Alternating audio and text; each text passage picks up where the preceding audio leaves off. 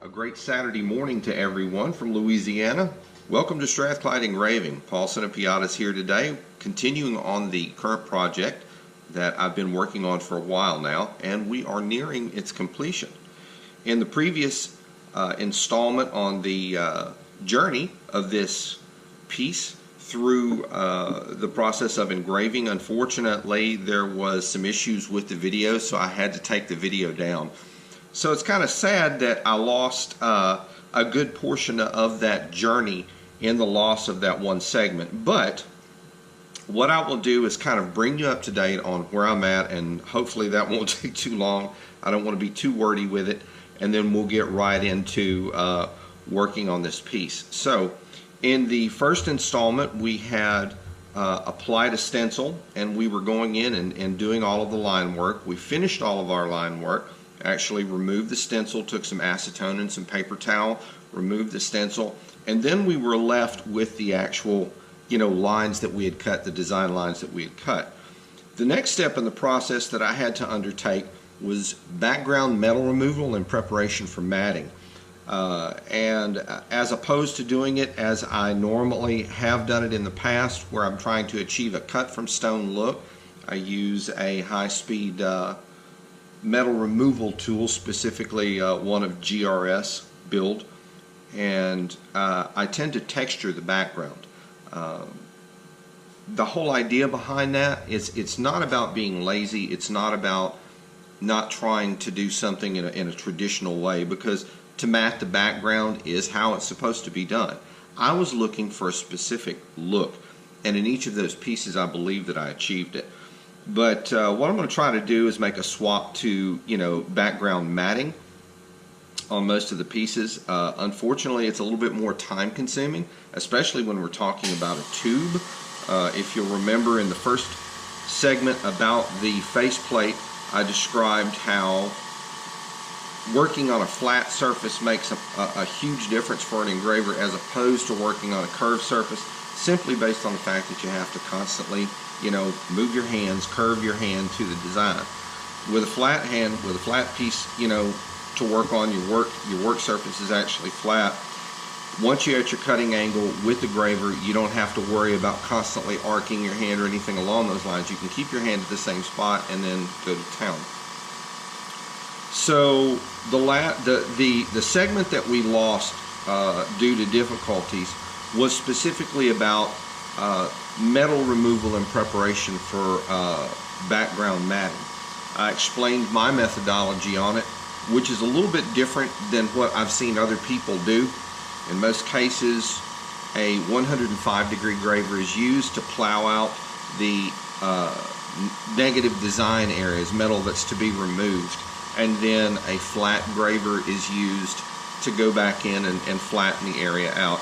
Actually, I don't use a 105 for that. I use a number 36 flat tapered, and I'll use that to actually go around the outlines of my piece, and then I'll come back in with a number 37 and do the majority of my metal removal that way. So we started here and worked our way around. It actually went very, very quickly. So as you can see on the design, you do have areas that have been matted already. At the tip of my carbide point here, this area has been matted, here and here have been matted, here's been matted, here's been matted, this has been matted, this has been matted. So I'm basically working my way up and coming back around with the matting process. All of the metal removal has been done at this point, so it's not like I'll be going back in and doing any additional metal removal, unless it's just, like to clean up a line or something like that. So that's basically what we're going to do today, is we're going to work through some of these areas that actually are in need of matting or have been already prepped for matting. So just kind of bear with me. Matting is done using a small punch, and what I'll do is kind of give you an idea.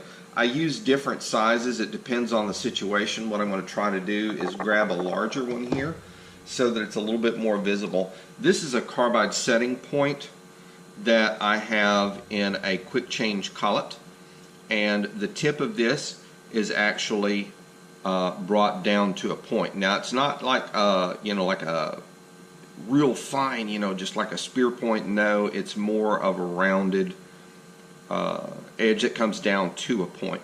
This I'll use on some pieces. On this particular piece, what I have done is improvised, and that improvisation is with a specific tool. Give me a sec. I'm trying to, okay, I've got it right here in my handpiece. So as you can see, this is a much smaller diameter shank than the other piece was. In fact, let me get the white background here so you can see it. This is actually the shank from a ball burr. And what I did was I clipped the ball burr off the tip here and then brought the end of it down to a rounded point. And this is what I used to do the stippling, which creates the matting in the background. I've swapped back to my 901 handpiece because I need a little bit of a harder hit here each time. So we are at an increased pressure, just right at 20 PSIG setting, and I'm pushing just over 6,000 strokes per minute with it, and I seem to have pretty good control of it that way. You do have to keep in mind that when it comes to these smaller, tighter areas, the one thing that you really have to do is be careful as you go in and do your stippling to mat the background out, because if you don't, you can end up riding over the top of a design element and scar it, and that's not what you want to do. So we're going to go ahead and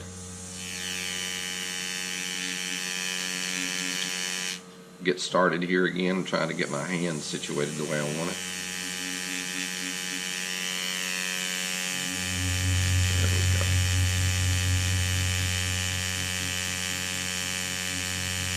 And in this area that I'm working on right now, I just had like a little small corner that I needed to tailor off, and that's done. So we can go on ahead and jump to the next area. This is a little time consuming. Usually it goes pretty quickly in terms of the time that it takes, but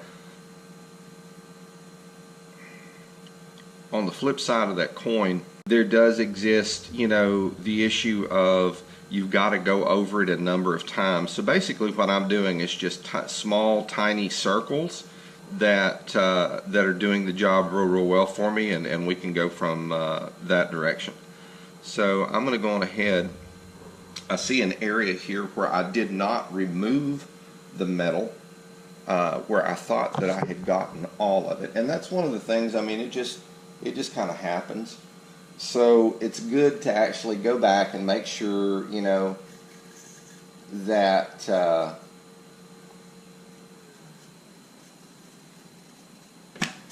always go back and look so that you can ensure that you're not leaving an area open. And the cool thing about this, the one little area, I may have done this on purpose. In fact, I think I did. What I'm going to do is I'm going to remove metal from a small area here that needs to be removed. I think I had left that so that I could give you guys an idea of how this is done. So I'm going to zoom in on this a little bit. I wish you could see it through the scope. It would give you a much better feel of what I'm doing. But I'm starting with a GRS C-Max carbide graver. This is a number 36 flat tapered. And as I said, I'll just, I start on one side close to the wall and walk it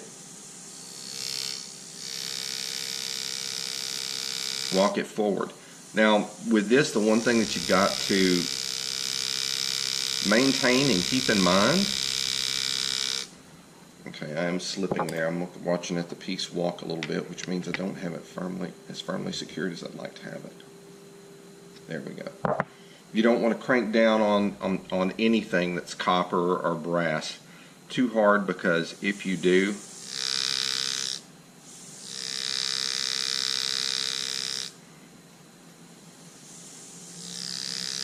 it will bend the piece, and it's very, very noticeable.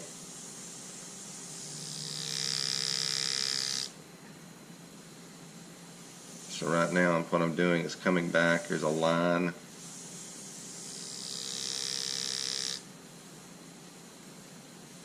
here that I'd like to straighten just a little bit.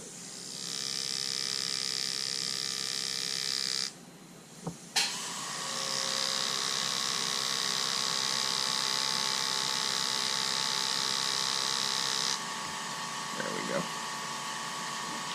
Alrighty, let me scoot this back a little bit. Now I'm going to come in from this other side and catch the outline here.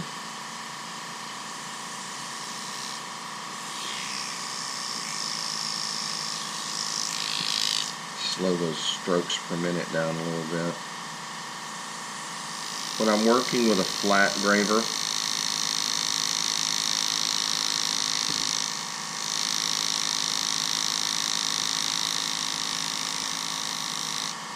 I like my strokes per minute to actually be a little bit lower.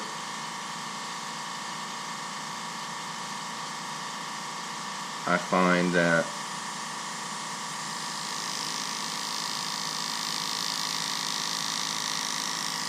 I like the way it cuts. I think it cuts better, to be honest. Alright, let's get back here and take a look at that spot. There we go. I'm just going to come in and shave that one little piece off right there.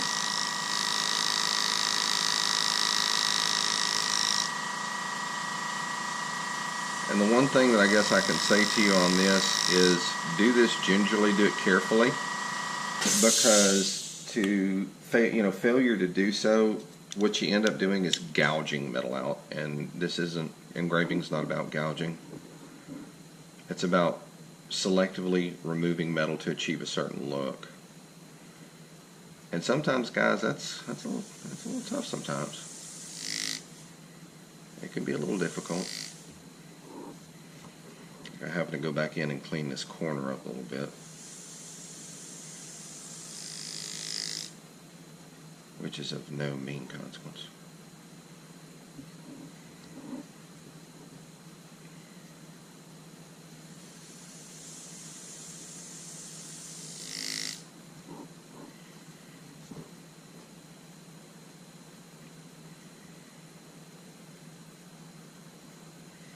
And that will work.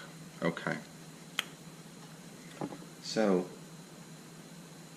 going to swap back over to my 901 at this point. I'm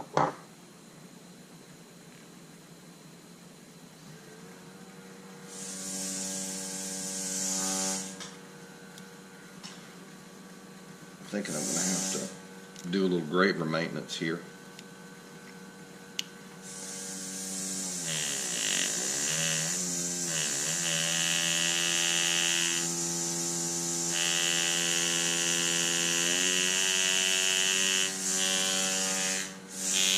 There we go.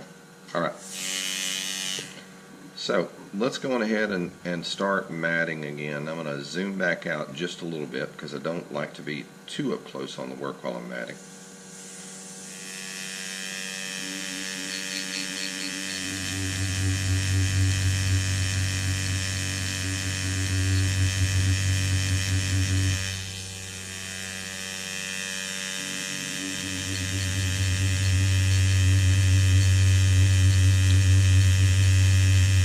But all you're doing is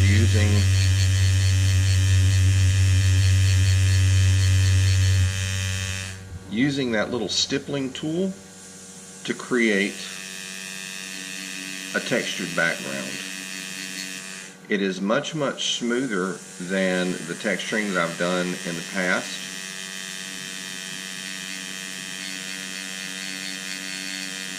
Using a high-speed metal removal tool.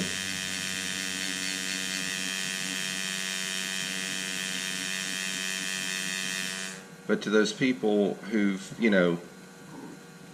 looked at my videos and say, that's not the way that you're supposed to do it, I can understand that thought, and I can understand where you're coming from, but if you're trying to achieve a specific look,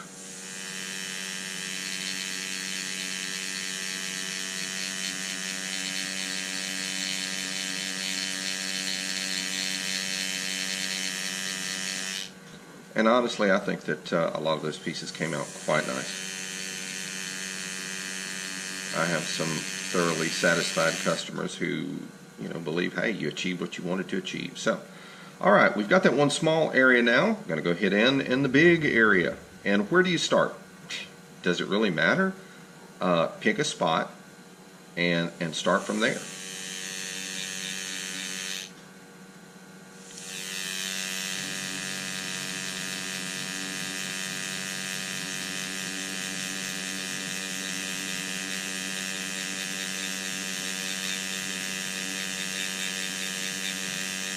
If you were to take a fine tip felt point, okay, and sharp tip or point tip, tip's got a point on it, and you were sit down to draw a picture, and the only thing that you could do to draw that picture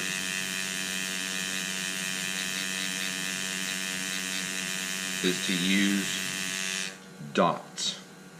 That's called stippling, and it is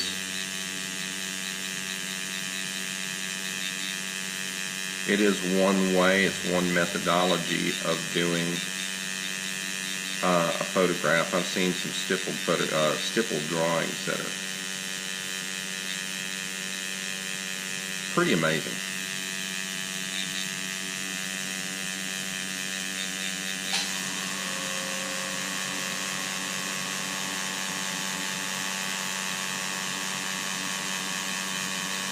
That's basically what you're doing here.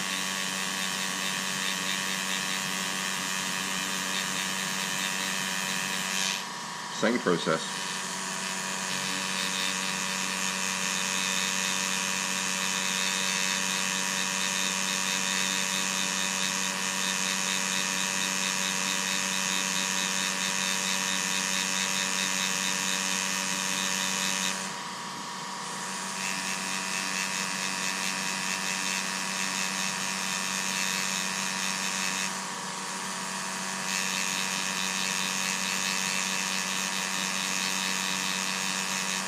I usually do counterclockwise circles,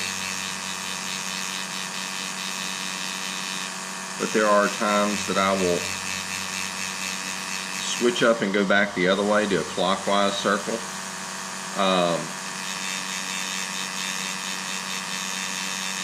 Simply because it affects the pattern of these dots. And if it's easier for me to get into an area going clockwise, I'll do that. I don't think there's a right way or a wrong way on this, as long as you're not covering the top of your design with tiny little dots that you labored to raise by removing other metal and put a design down to cut, all of that kind of thing.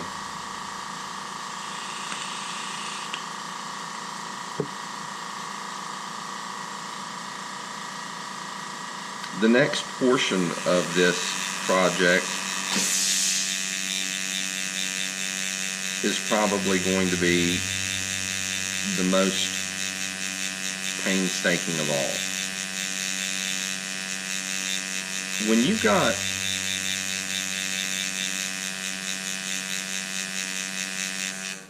you've got room on a design, okay, like on the tube, your functional design lines are wide, there's a lot that you can do in those. You've got the room to do it. I've not got a whole lot of room here. So going in and trying to match this faceplate is going to be a tough thing. But I'm going to do my best to achieve that.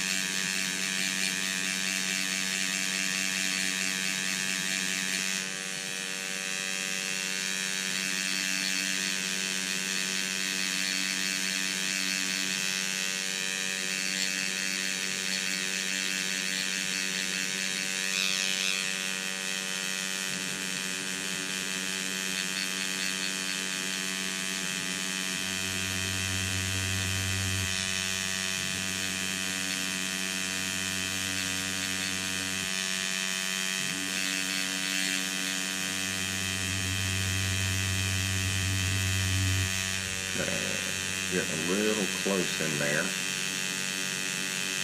so I'm going to have to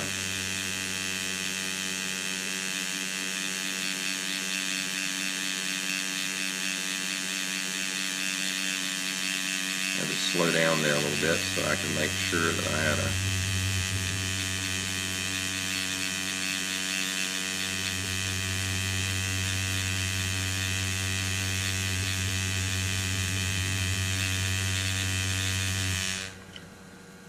good line to go by.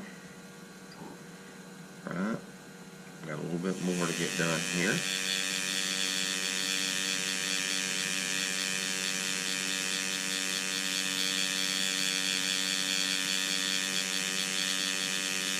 It's like anything, engraving.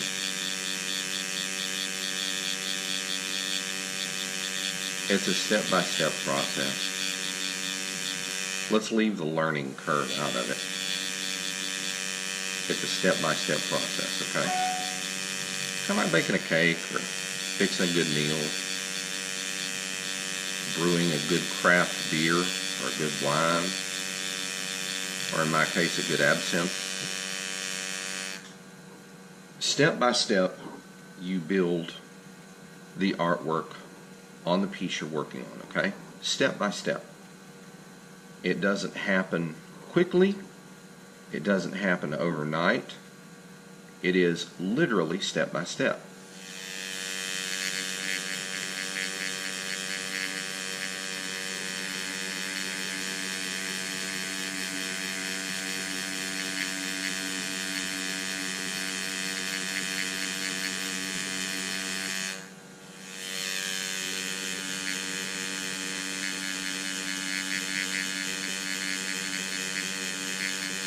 What bearing does that have on what I'm doing? Well, think about it.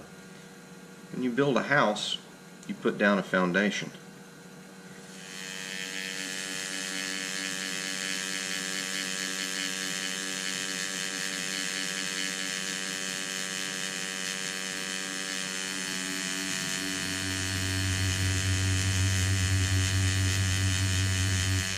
Without that foundation, the house will collapse. The same way with this artwork. You build a good foundation. I see one little lip there that I need to take care of, and I should be able to use a flat at this speed to get that knocked out. I usually don't like using a flat at this high of a stroke rate.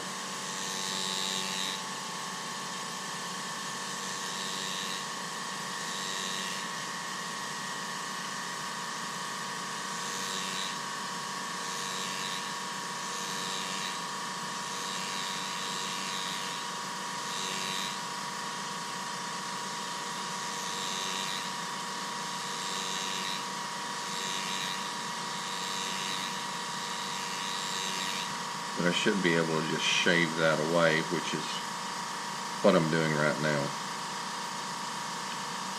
It's very important when you're removing metal with a flat graver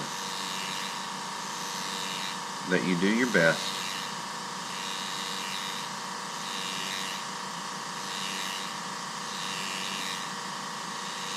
to keep that graver as flat as possible. In other words, the square edge of the graver, you don't want it cantered, or the flat edge, graver's flat. You don't want to canter it this way.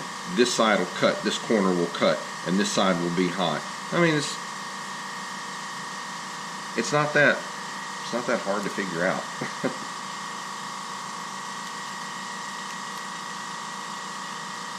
So, step by step, you build your artwork on the piece.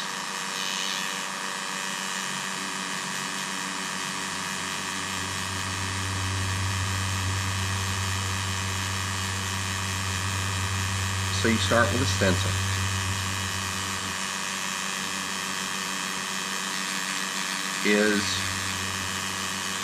Is the stencil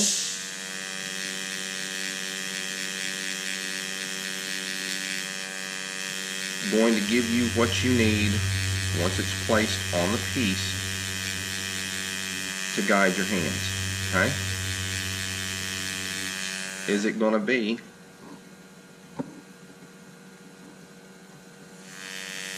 clear? Is there any confusion as you're looking at it about the design itself? That's why I highly recommend you keep a design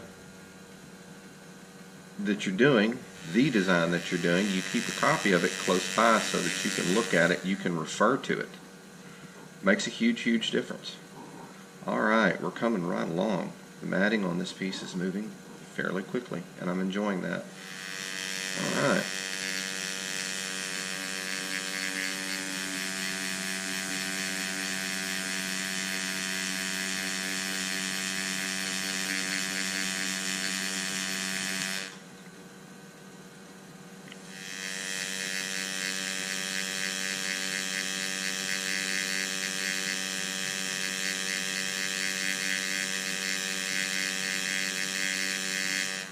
Now here's an interesting fact you may not know. These are non-ferrous metals. I'm sure you knew that. They don't rust. They tarnish, but they don't rust. Now,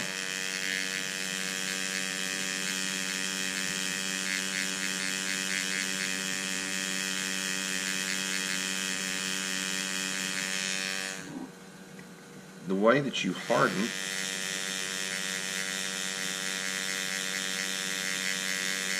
a non-ferrous metal is to work it. So by doing this,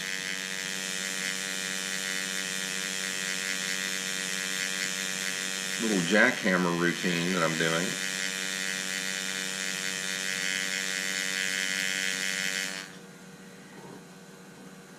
to create the background matting, I'm actually hardening the metal in that area.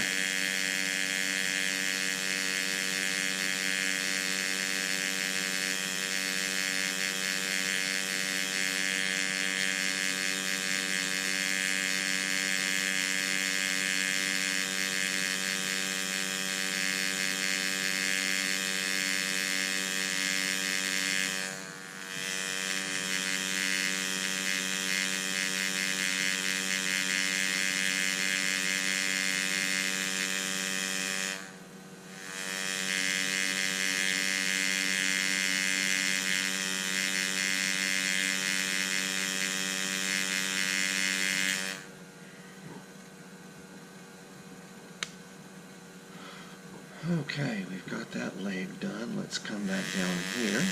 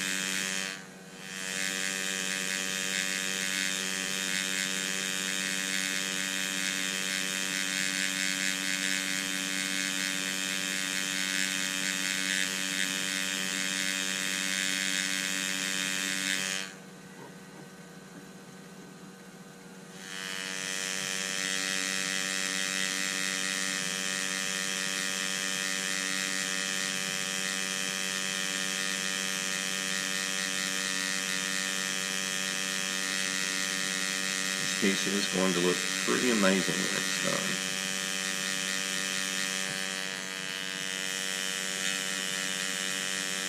And for the price that I quoted, which I'm going to stick to, my customer's making off with a steal.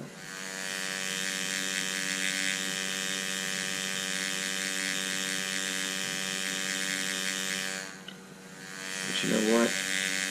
That's going to put a smile on his face. And may eventually bring him back to have another one done. I hope.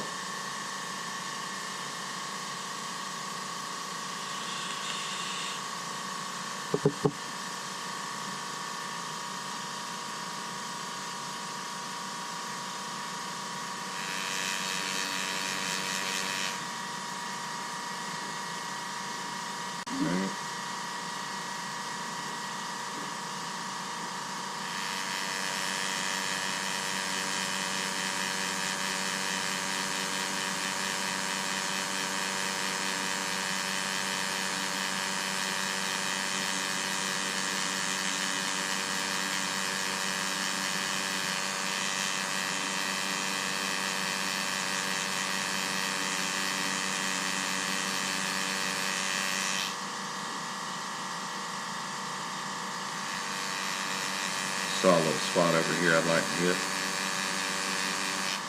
There we go. And one more right here.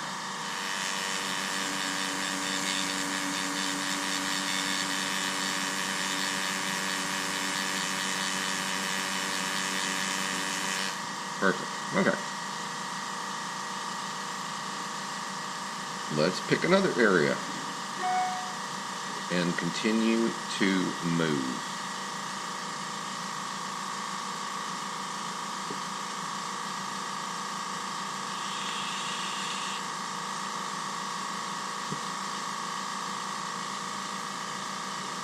Alright, got a little spot here. Let's get in here and do it. Now, one of the things I do want to say is that it's really important to try to keep this as vertical as possible, because a hit this way won't leave a little dot, it will actually leave a little kind of like a scar. So you can always tell very, very quickly when you are getting away from that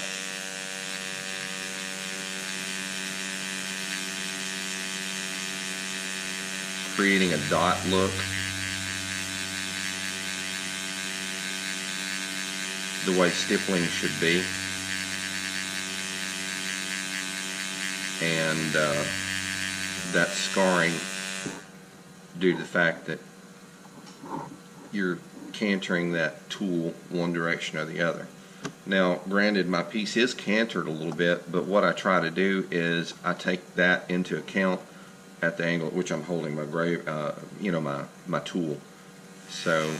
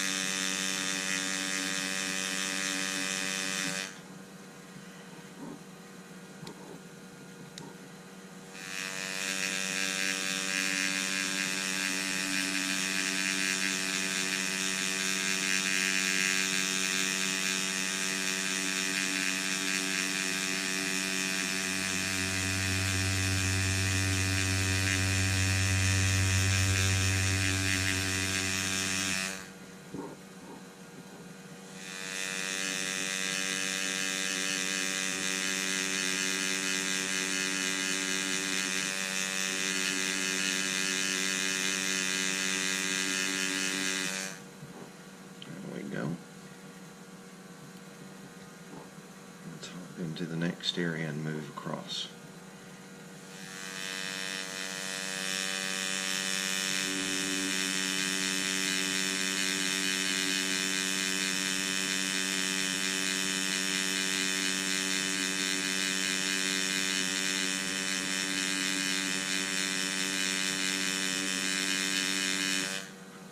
Another thing that you want to try to do is keep smooth, steady pressure throughout the piece. So the way that I do that, I'm using 3 fingers to actually hold and guide the tip of this. Specifically my ring finger on my right hand. You notice it's real close to the tip. That's what I'm actually using to guide. All I'm doing is just resting my index finger across the top of the piece, and that provides enough weight for the impact to deliver that little dot.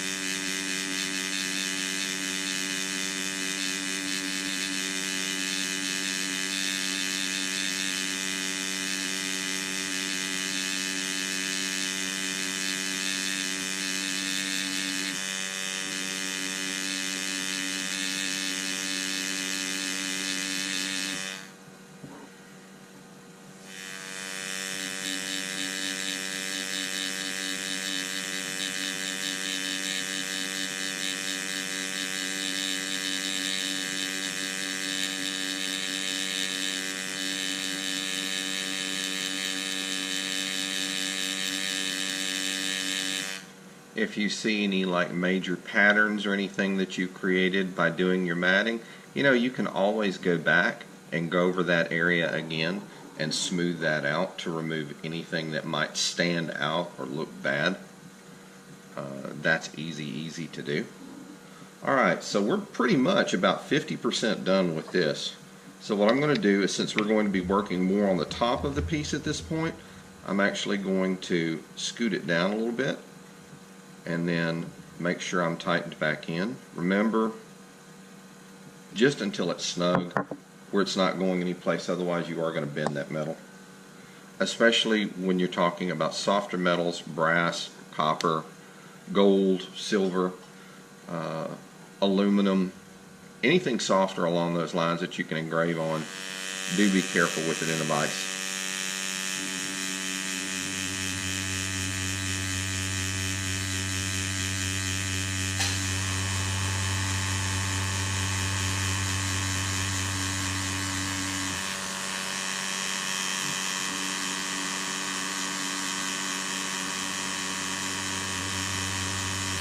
I would think that that's one of the major advantages to working with thermal lock. Not only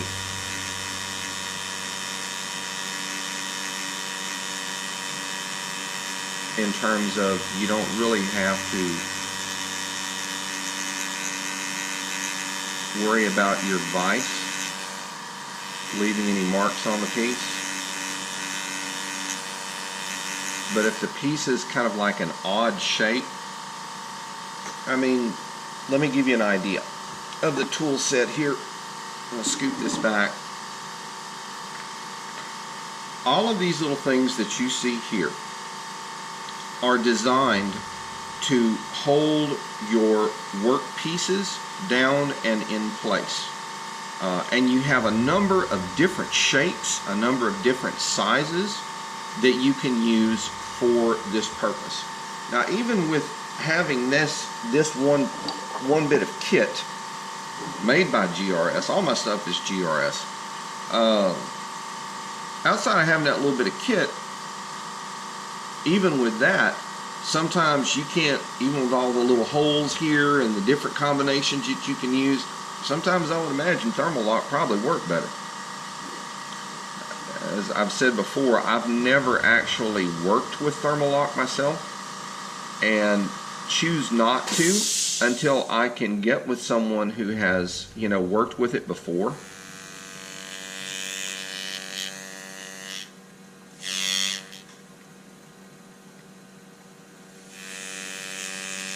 Get more of a hands-on kind of thing.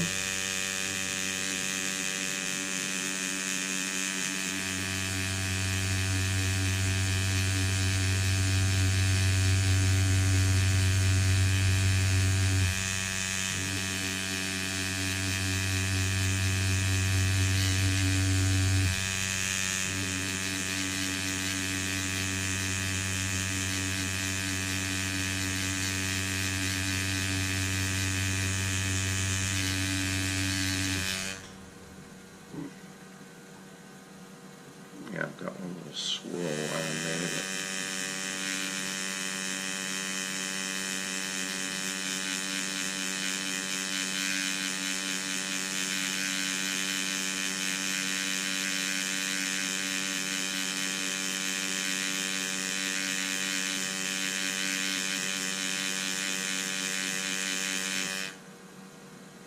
There we go.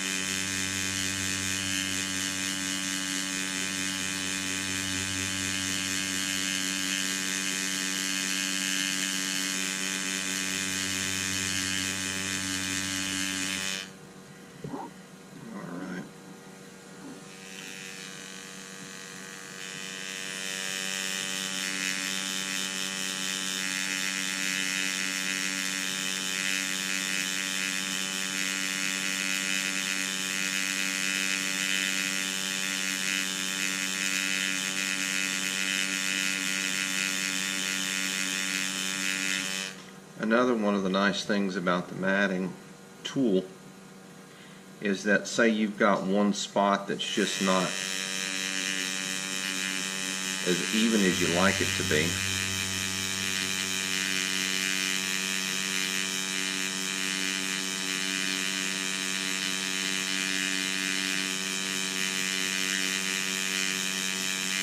You can actually move the metal a little bit with this.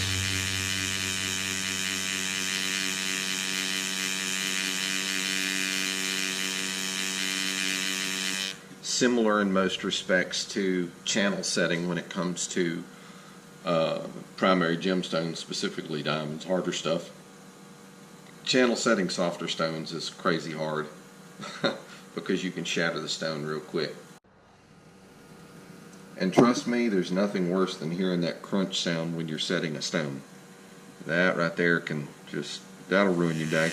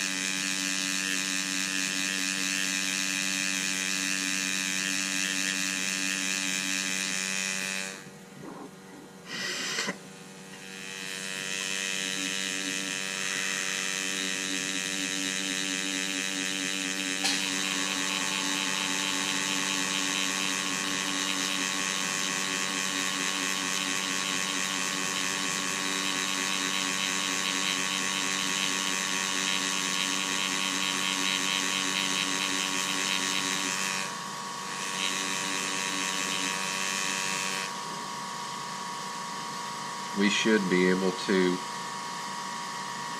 get this piece finished.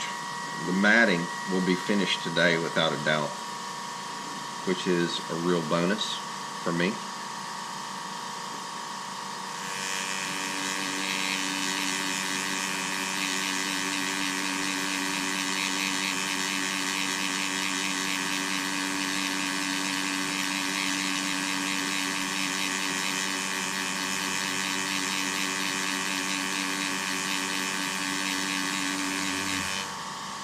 Alrighty.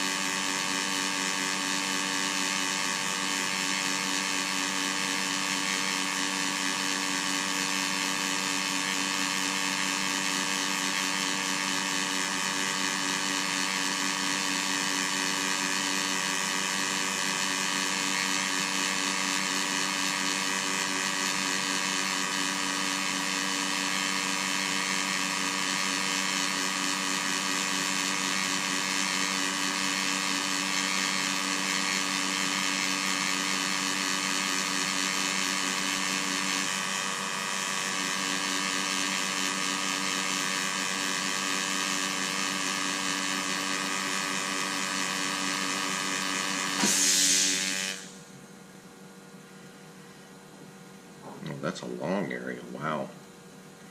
I'm like, when does it stop?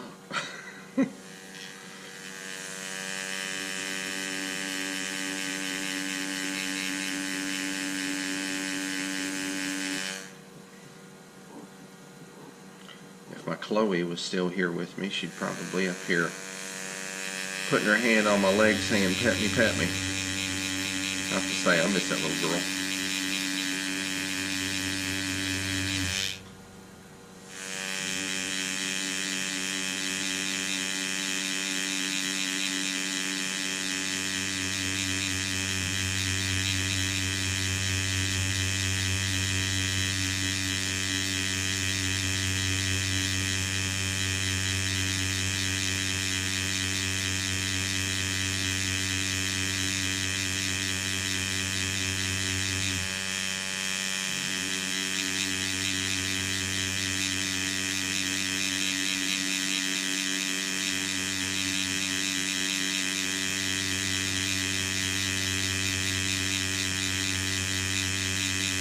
For those of you who may not know, Chloe was my cat.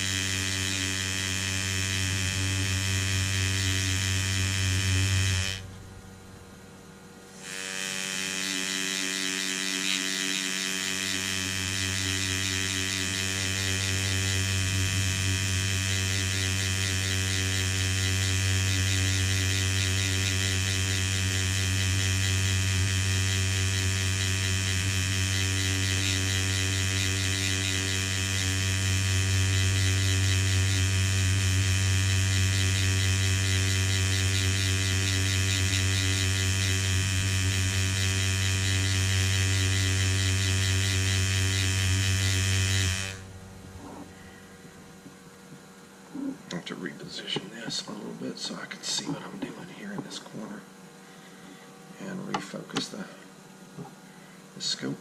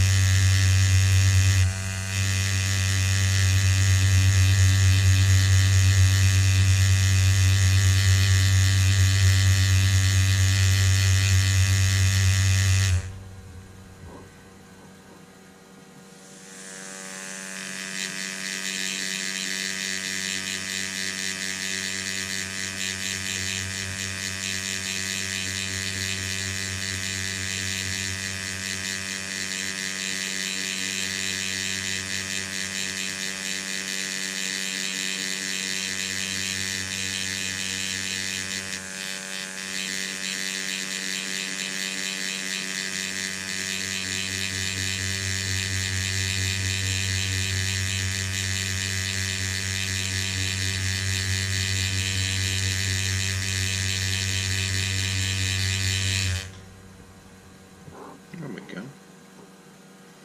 Getting to where we need to be.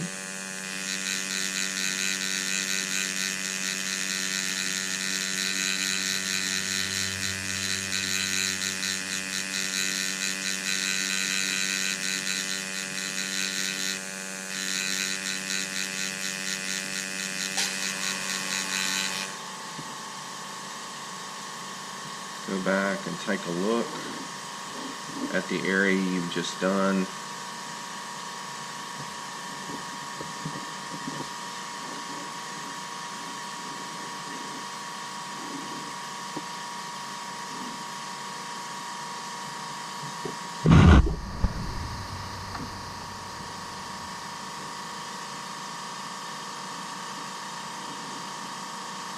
If I can see any areas where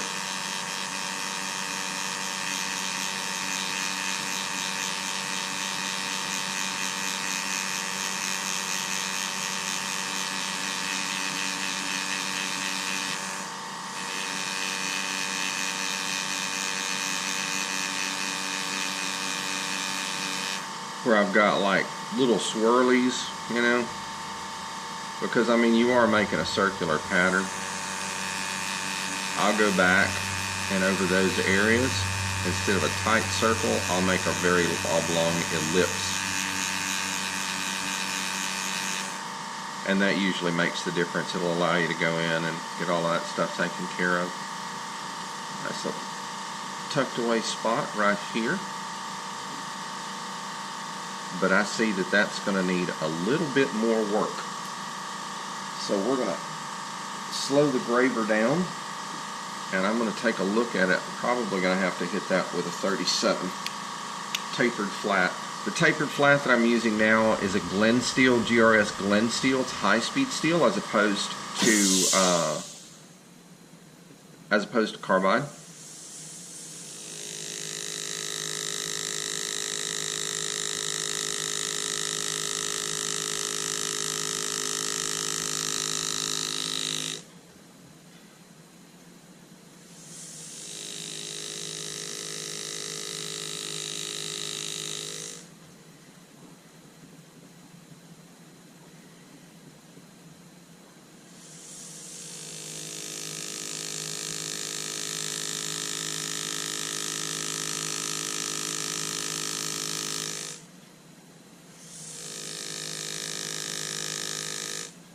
Now, one of the things that I had talked about in the metal removal that I'm going to share with you, and this is from personal experience. When you're removing metal, the one thing that you have to be aware of, among the many things that you have to keep in mind while you're doing it to ensure that things are going the way that you need them to go. When you're using a wider graver like this and you're removing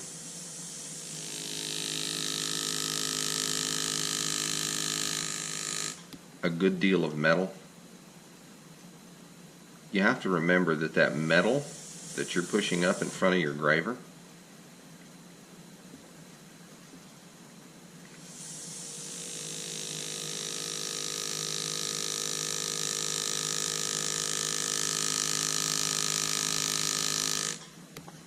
can and will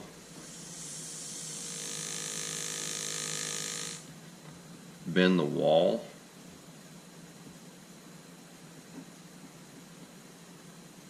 of a design element if you're not careful. You've got to kind of watch it. You've also got to be aware of heel drag, because heel drag on these things will completely torch a piece very quickly.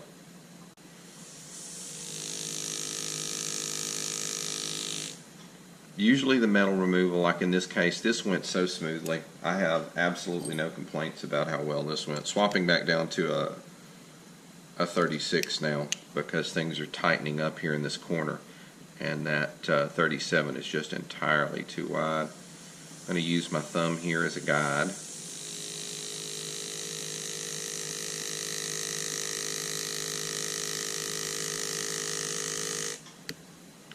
And go very slowly.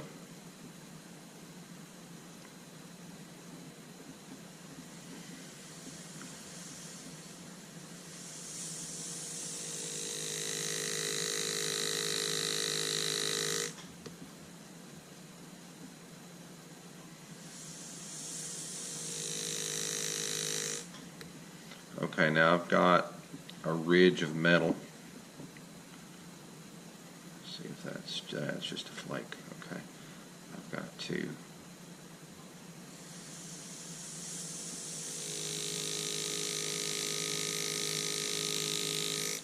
get that down just a hair.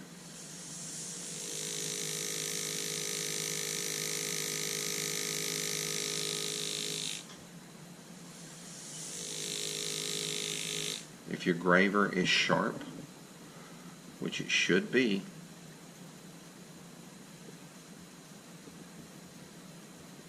you can actually go in and just hand push with the graver in the handpiece, like I'm doing now.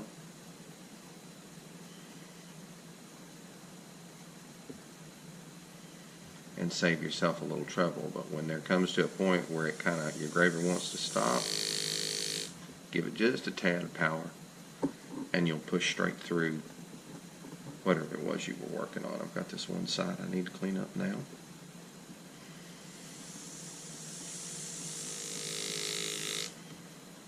Excellent. All right. So now, with all that nice and clean, let's go on ahead and get our stippling tool back in.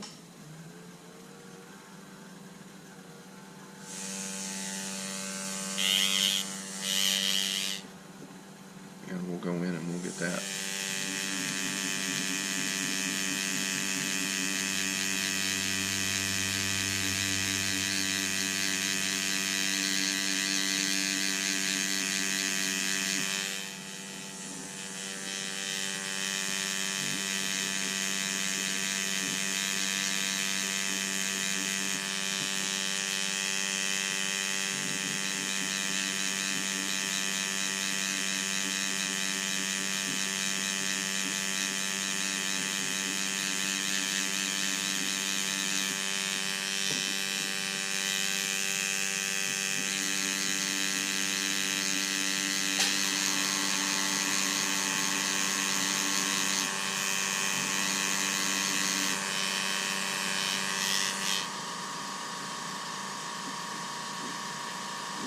Okay. Come back over here.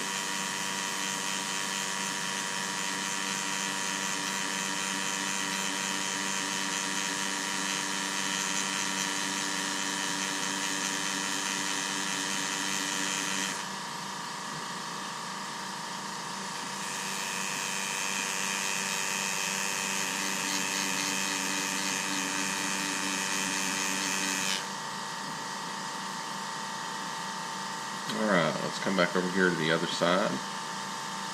I see some metal that I could remove. Just one line.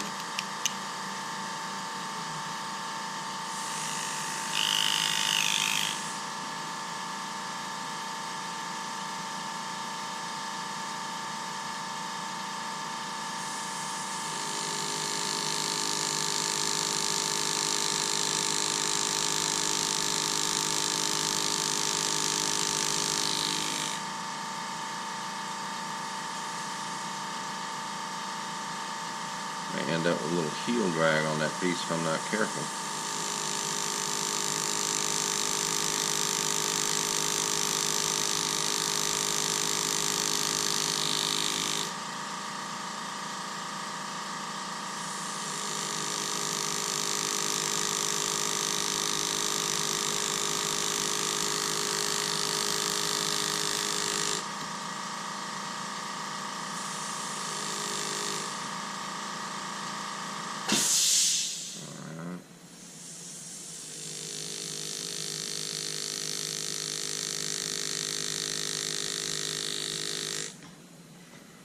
That's the part that's a little touchy, is getting close to the walls like that. Swapping back to a 36 so that I can get that done.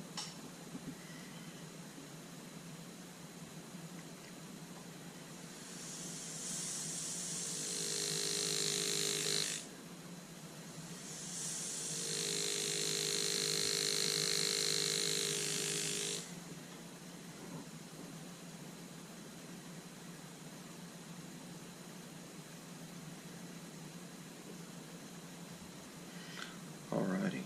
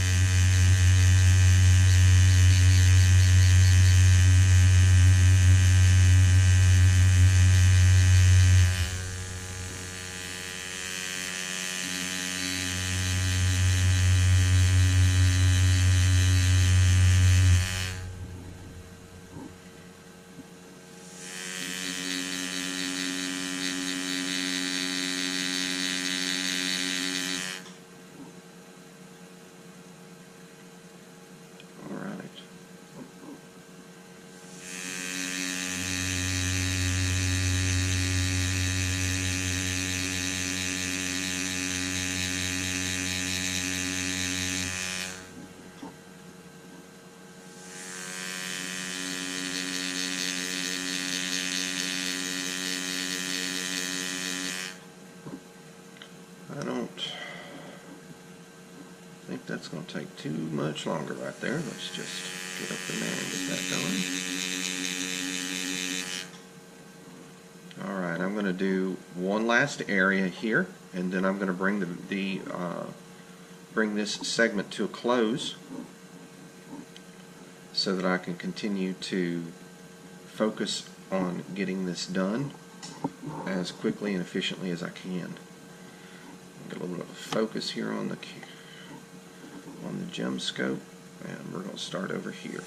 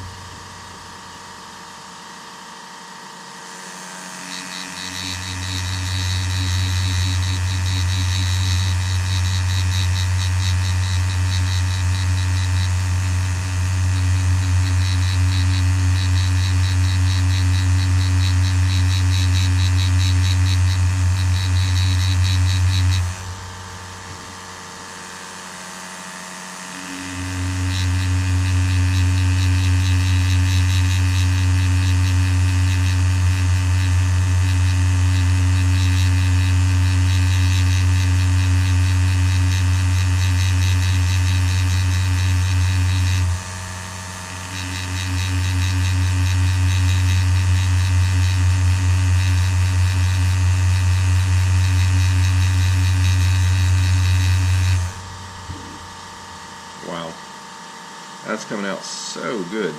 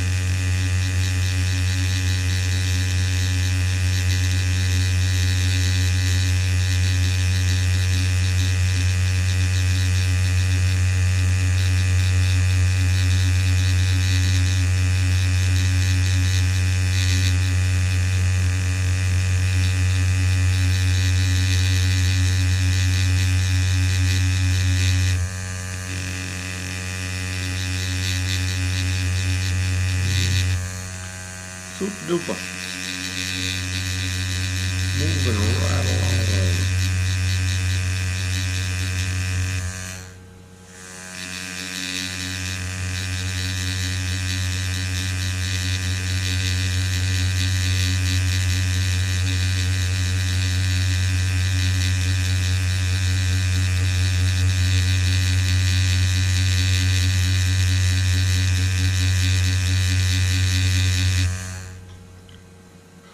Okay.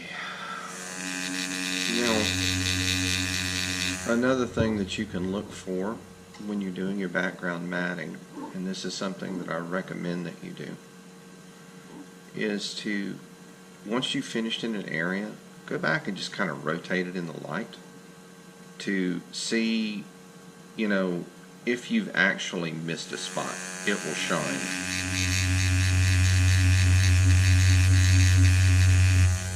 If you have, just go back in and take care of it.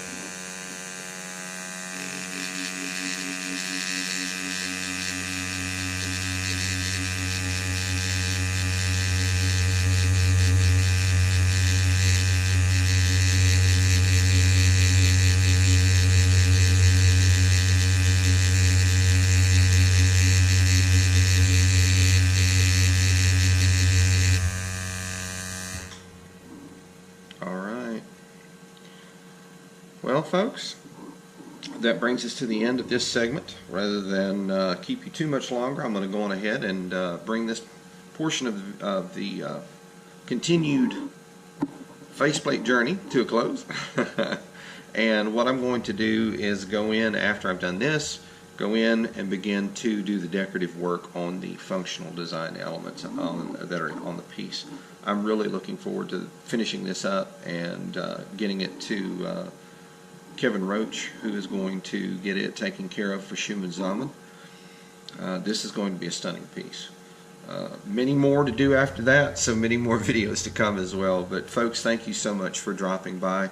And remember, it's easy to subscribe to YouTube. Go to Google, make a Gmail account, and with your Gmail account and the password for that account, you can sign into YouTube, because the two are partnered.